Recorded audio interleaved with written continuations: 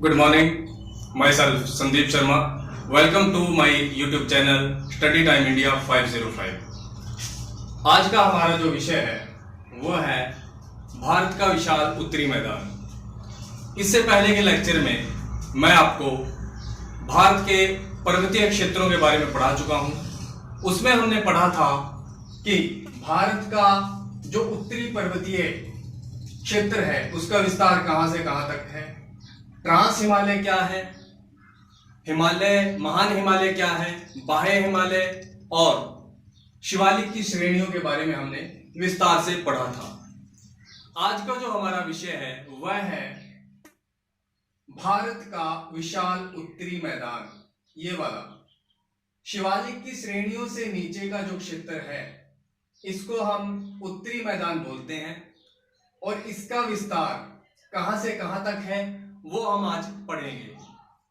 भावर क्या होता है, तराई क्या है, बांगर के क्षेत्र कौन से होते हैं, खादर वाले क्षेत्र कौन से हैं, भारत के विशाल उत्तरी मैदान को कितने भागों में बांटा गया है, इसके बारे में आज थोड़ा विस्तार से जानेंगे। एग्जाम की दृष्टि से क्या क्या महत्वपूर्ण यहाँ पे पॉइंट्स बनते हैं वो हम देखेंगे। अभी थोड़ा सा मैं आपको मैप के जरिए बता देता हूं कि जो हिमालय का विशाल उत्तरी मैदान है इसका विस्तार कहां से कहां तक है, कौन कौन से राज्य इसमें शामिल होते हैं उत्तरी मैदान में। देखिए, वैसे अगर बात की जाए सिंधु नदी से लेकर, ये यहाँ पे सिंधु नदी है पाकिस्तान में, सिंधु नदी से लेकर और ब्रह्मपुत्र नदी तक उत्तरी मैदान का विस्तार है। सिंधु नदी से लेकर और ब्रह्मपुत्र नदी तक इसका विस्तार है। इस क्षेत्रफल में ये फैला हुआ है। इसमें पंजाब, हरियाणा, यूपी, बिहार, पश्चिम बंगाल और असम, ये भारत के इसमें राज्य शामिल हैं जहां तक का इसका विस्तार है। एक बात यहाँ पे नोट करने वाली है कि पूर्व की तरफ इस मैदान का जो विस्तार है वह संकरा है। संकरा मतलब यहाँ पे इसकी चौड़ाई कम है लेकिन पश्चिम की तरफ इसकी चौड़ाई अधिक है। जैसे हम यहाँ से चलेंगे, यहाँ से इस तरह से ये चौड़ा होता चला जाता है और पश्चिम में जाकर इसकी चौड़ाई अधिक हो जाती है पूर्व की अपेक्षा। पूर्व में कम है, संकरा है, और पश्चिम में थोड़ा चौड़ा हो गया है। इसका जो क्षेत्रफल है ये टोटल ओवरऑल, अगर यहां से मैं यहां तक की बात करूं, पश्चिम से पूर्व तक कुल 7 लाख से अधिक, 7 लाख किलोमीटर से अधिक क्षेत्रफल में फैला हुआ है। इसके डिवाइडेशन भी किया गया है अध्ययन की दृष्टि से। अगर बताऊं, पश्चिमी मैदान, उसके बाद उत्तरी मैदान, पूर्वी मैदान और ब्रह्मपुत्र का मैदान, इसको इन 4 भागों में डिवाइड किया गया है। इनको हम थोड़ा विस्तार से पढ़ेंगे। अभी मैं आपको बोर्ड पे लेके चलूंगा, वहां पे बताऊंगा आपको कि कौन कौन से महत्वपूर्ण पॉइंट्स हमारे बनते हैं। तो देखिए, भारत का विशाल उत्तरी मैदान 7 लाख किलोमीटर से अधिक क्षेत्रफल में फैला हुआ है। कुल भूभाग का 43% भाग उत्तरी मैदान पड़ता है। अगर भारत का जो पूरा भारत का नक्शा है, मैंने अभी आपको दिखाया था, भारत का नक्शा जो है, कुल भारत का जो एरिया है क्षेत्रफल के हिसाब से, उसके अकॉर्डिंग 43% भाग में क्या फैला हुआ है, विशाल उत्तरी मैदान फैला हुआ है। पश्चिम में राजस्थान से लेकर और पूर्व में ब्रह्मपुत्र नदी तक इसका विस्तार है। 2400 किलोमीटर की लंबाई है, 2400 किलोमीटर लंबा है और 100 से 500 किलोमीटर यह प्रदेश चौड़ा है। ठीक है, पश्चिम में राजस्थान से लेकर और पूर्व में ब्रह्मपुत्र नदी तक 2400 किलोमीटर की लंबाई में यह फैला हुआ है और 100 से 500 किलोमीटर की चौड़ाई में फैला हुआ है उत्तरी मैदान। ठीक, पानी की पर्याप्त मात्रा होने से और अनुकूल जलवायु की उपलब्धता होने से जो यह मैदान है बहुत अधिक उपजाऊ है। मतलब क्या है कि कृषि के लिए यह मैदान बहुत ज्यादा उपयोगी है। इस पर खेती भरपूर होती है। इस मैदान में जो खेती है वह भरपूर होती है, क्योंकि जो हमारा विशाल उत्तरी मैदान है, अगर मैं उसके निर्माण की बात करूं, सॉरी मैं आपको बताना भूल गया था कि इस मैदान का निर्माण कैसे हुआ है। देखो, गंगा, ब्रह्मपुत्र आदि नदियों द्वारा लाए गए निक्षेपों से इसका निर्माण हुआ है। निक्षेप क्या होते हैं वो मैं आपको बता देता हूं। जब नदियां पहाड़ों से बहती हुई नीचे के क्षेत्रों में आती हैं, मैदानी क्षेत्रों में बहती हैं, तो पहाड़ों से नदियां अपने साथ बहुत से अवसाद लेकर आती हैं। उन्हीं अवसादों को निक्षेप कहा जाता है, और उन्हीं निक्षेपों के जमा होने से जो नदियां बहकर आती हैं अपने आसपास के क्षेत्रों में वो अवसादों को जमा कर देती हैं, जिस कारण इस मैदान का निर्माण हुआ है। ब्रह्मपुत्र और गंगा आदि नदियों के निक्षेपणों के कारण विशाल उत्तरी मैदान का निर्माण हुआ है। ठीक है। मिट्टी की विशेषता के आधार पर इनको 4 भागों में बांटा गया है: भाबर, तराई, बांगर और खादर के प्रदेश। अभी इनको देखते हैं कि भाबर क्या होता है, तराई क्या होता है, बांगर के प्रदेश कौन से हैं और खादर के प्रदेश कौन से हैं। देखो, भाबर का जो क्षेत्र है, जो एरिया है, वह पंजाब, हरियाणा और यूपी में फैला हुआ है। पंजाब, हरियाणा और यूपी में।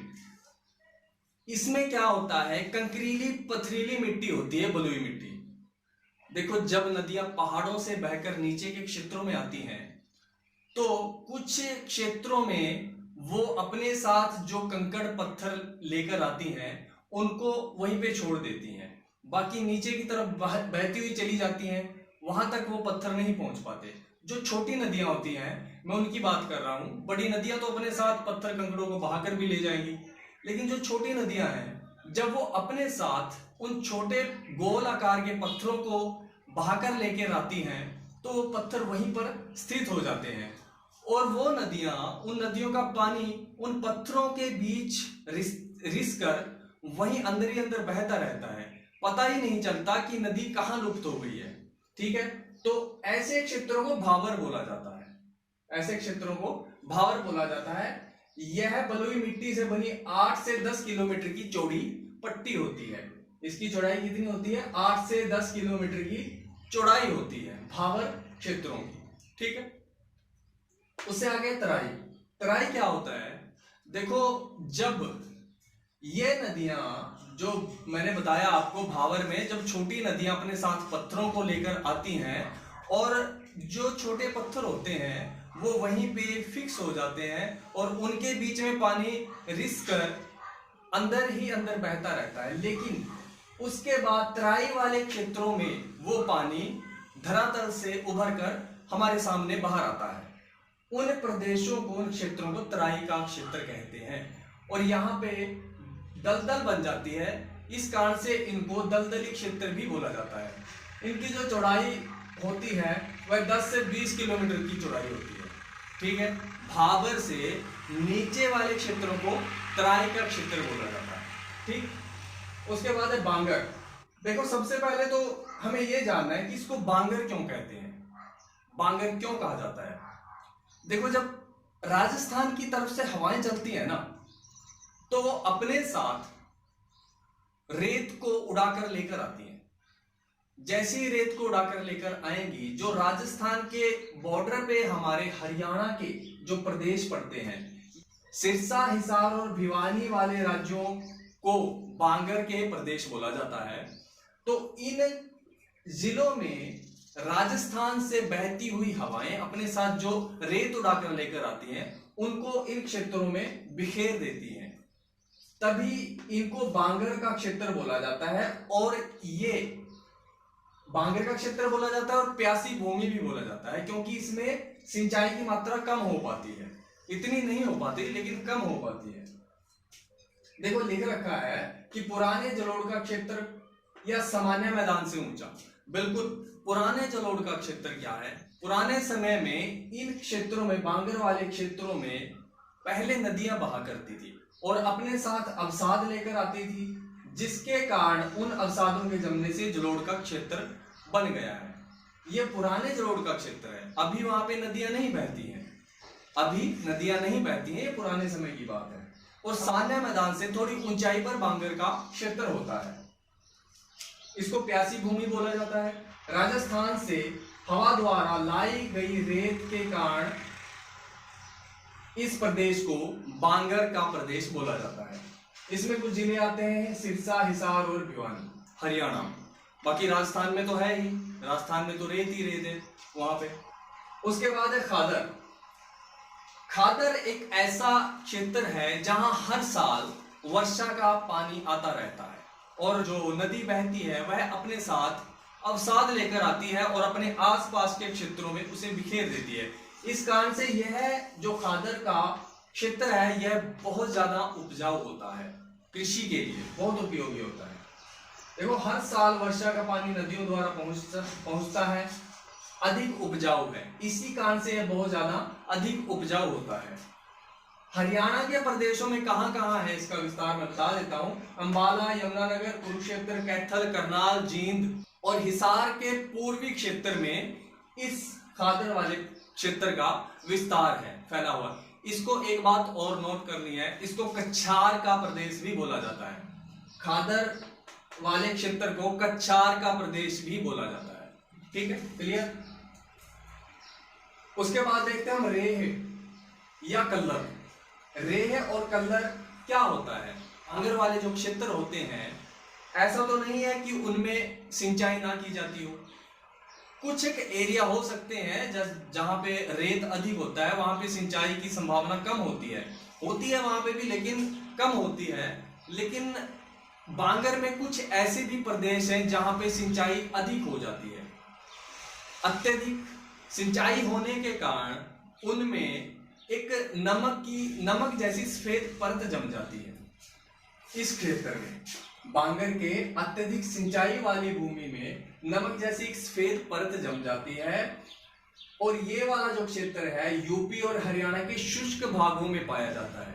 मैंने बताया कि शुष्क भागों में जहां पे रेत अधिक पाया जाता है, पानी की मात्रा जो है कम पहुंच पाती है, वहां पे सिंचाई इतनी अधिक नहीं हो पाती। लेकिन कुछ प्रदेश हैं, कुछ क्षेत्र हैं जहां पे सिंचाई अधिक होती है। बांगर के अत्यधिक सिंचाई वाली भूमि को रेह या कल्लर कहा जाता है। यहाँ पे सफेद नमक जैसी एक परत जम जाती है और यूपी और हरियाणा के शुष्क भागों में यह इस तरह की भूमि पाई जाती है। इसके 3 प्रकार हैं। रेह या कल्लर भूमि के 3 प्रकार हैं, लवणीय भूमि, क्षारीय भूमि और लवणीय और क्षारीय भूमि। लवणीय भूमि क्या होती है? देखो, जो लवणीय भूमि है उसमें सोडियम की मात्रा 15% से कम होती है, 15% से कम होती है। और पानी जो है आसानी से रिस जाता है। इस मिट्टी में पानी आसानी से रिस जाता है क्योंकि इसमें नमक है, नमकीन पानी होता है, नमकीन मिट्टी होती है और इसमें रेत के कण पाए जाते हैं, जिस कारण से इसमें पानी आसानी से रिस जाता है। नमक की मात्रा से भूमि, अब नमक है इस मिट्टी में तो इसकी उपलब्धता के कारण यह जो भूमि है वह गद्दे के समान नरम हो जाती है, गद्दे के समान नरम होती है यह मिट्टी। दूसरे नंबर पे क्षारीय भूमि क्या होती है? इस भूमि में जो सोडियम पाया जाता है वह 15% से अधिक पाया जाता है। क्षारीय भूमि में सोडियम 15% से अधिक पाया जाता है। नमक की मात्रा इसमें कम होती है, नमक की मात्रा कम होती है, इस कारण से यह भूमि थोड़ी सख्त होती है। ठीक है, सोडियम 15% से अधिक है, नमक की मात्रा बहुत कम होती है, इस कारण यह भूमि क्या होती है? थोड़ी सख्त होती है। और इसमें सोडियम और सोडियम बाइकार्बोनेट की मात्रा पाई जाती है, सोडियम और बाइकार्बोनेट की मात्रा पाई जाती है, जिस कारण से इसमें जो जैव पदार्थ होते हैं वह ऊपर तैरने लगते हैं। ऊपर तैरने की वजह से यह जो मिट्टी है काली दिखाई पड़ती है। ठीक, सोडियम कार्बोनेट और बाइकार्बोनेट की अधिक उपलब्धता के कारण यह जो मिट्टी है उसका रंग हमें कैसा दिखाई पड़ता है? काला दिखाई पड़ता है कि काली मिट्टी है। तीसरा है लवणीय और क्षारीय भूमि। देखो लवणीय और क्षारीय भूमि, मैंने लवणीय भूमि में बताया था कि इसमें नमक की मात्रा अधिक पाई जाती है। तो लवणीय भूमि की तरह इसमें नमक की मात्रा होती है और क्षारीय भूमि की तरह इसमें सोडियम की मात्रा अधिक होती है। दोनों चीजों की उपलब्धता पाई जाती है इसमें। और भूमि जो है क्षारीय भूमि की तरह यह भी सख्त होती है। इसमें पानी रिसने की जो क्षमता है वह बहुत कम हो जाती है, पानी इतना नहीं रिसता, इसमें पानी बहुत कम रिसता है। उसके बाद है हमारा जो भारत का विशाल उत्तरी मैदान है उसको 4 भागों में डिवाइड किया गया है। 4 भागों में डिवाइड किया गया है, उनको विस्तार से देखते हैं।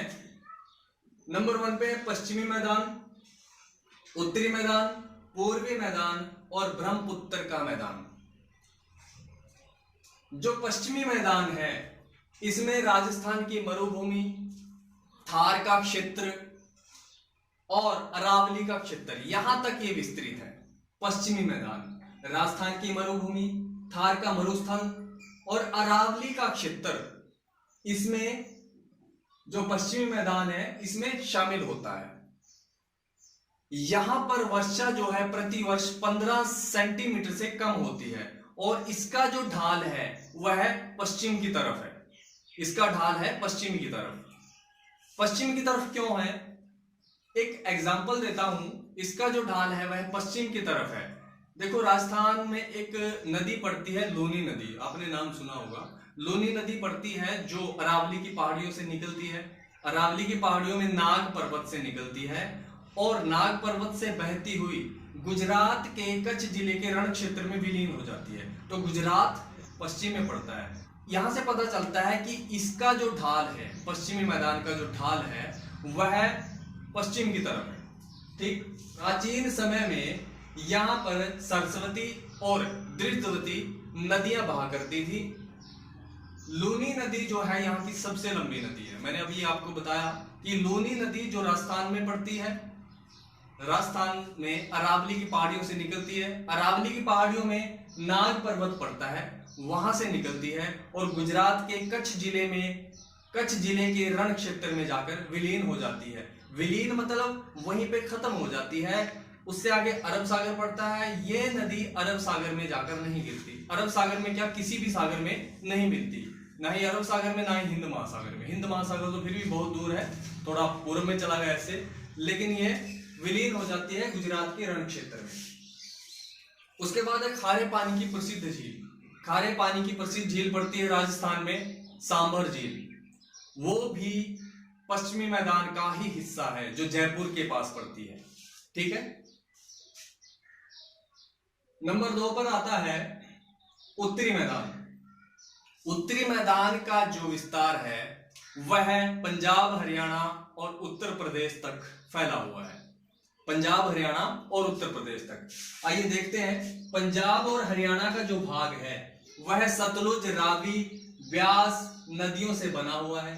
सतलुज, रावी और ब्यास नदियों के निक्षेपण से बना है। जैसे पूरे उत्तरी विशाल मैदान का निर्माण हुआ है गंगा ब्रह्मपुत्र नदियों के निक्षेपणों के कारण, इसी तरह से उत्तरी मैदान का निर्माण हुआ है सतलुज, रावी और ब्यास नदियों के निक्षेपण से। इनके अवसादों के कारण इसका निर्माण हुआ है।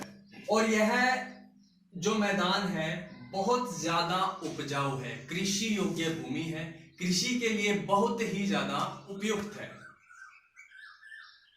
यूपी का जो भाग है, उत्तरी मैदान पंजाब, हरियाणा और यूपी में फैला हुआ है। पंजाब और हरियाणा की बात मैंने बताई कि सतलुज, रावी और ब्यास नदियों के निक्षेपण से बना है। लेकिन जो यूपी में भाग फैला हुआ है इसका, वो गंगा, यमुना, घाघरा, गंडक और गोमती नदियों के निक्षेपण के कारण बना है। ये नदियां जो अपने साथ अवसाद लेकर आई, अपने आसपास के क्षेत्रों में वैसे ही इसको फैला दिया और उत्तर प्रदेश का जो भाग है उत्तरी मैदान, उसका निर्माण हुआ। कौन कौन सी नदियां हैं? गंगा, यमुना, घाघरा, गंडक और गोमती नदियों के कारण। इस मैदान का जो ढाल है पश्चिम और दक्षिण दोनों की तरफ है, पश्चिम और दक्षिण की तरफ इसका ढाल है। उसके बाद है पूर्वी मैदान। पूर्वी मैदान का जो विस्तार है बिहार और पश्चिम बंगाल में है। बिहार पश्चिम बंगाल। बिहार पश्चिम बंगाल में फैला हुआ है। गंगा की मध्य और निचली घाटियों का मैदान इसको बोला जाता है।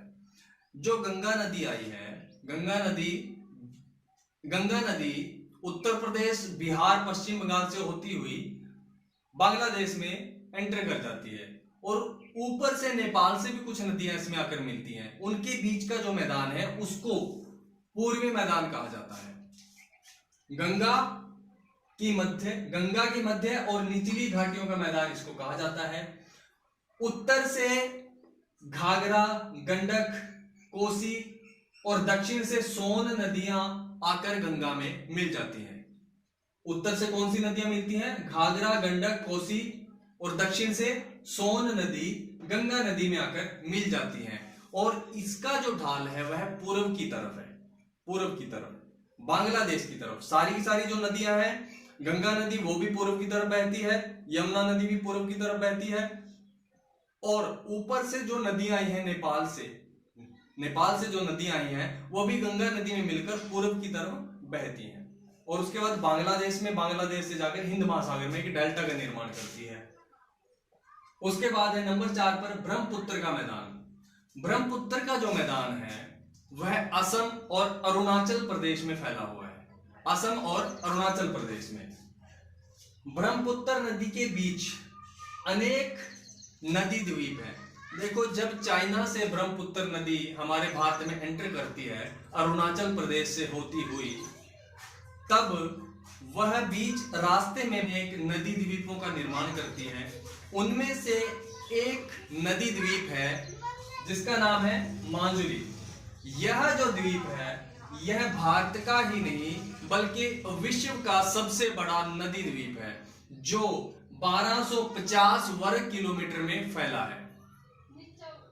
जो मांजुली द्वीप है वह असम में है, ब्रह्मपुत्र नदी के द्वारा बनाया गया है और 1250 वर्ग किलोमीटर में फैला है।